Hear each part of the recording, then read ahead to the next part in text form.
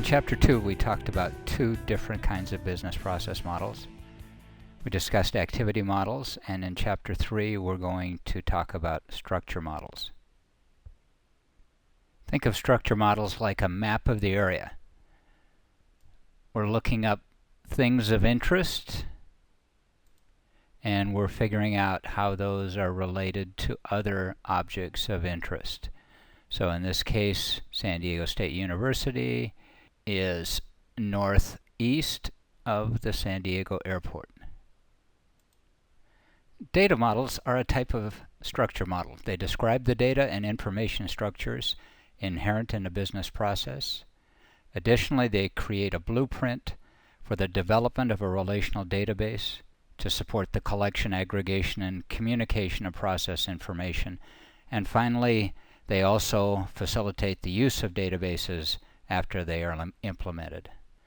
We're going to use unified modeling language notation to draw our data models.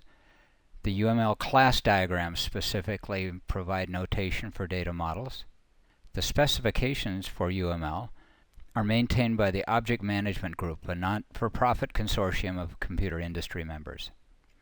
UML also includes notation for a variety of other diagrams, including behavioral diagrams, interaction diagrams, activity diagrams, etc., but we're going to use the class diagrams. And we're going to use the class diagrams to describe the logical structure of a database system.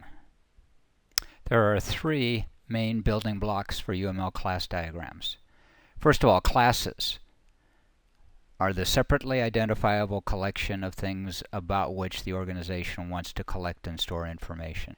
Then we need to know the associations. The associations depict the relationship between two or more classes.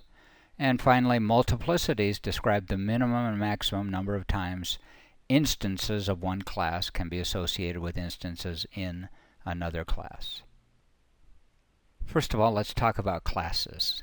Classes represent the objects of interest in our environment. They can represent organizational resources, such as buildings, cash, investment. They can represent people or organizations, like customers or employees. And they can represent events, like sales, purchases, cash disbursements, or cash receipts. Okay. There are three different similar symbols used in the UML class diagrams for classes. We're going to use the one on the right, a simple rectangle with the name of the class written inside the rectangle.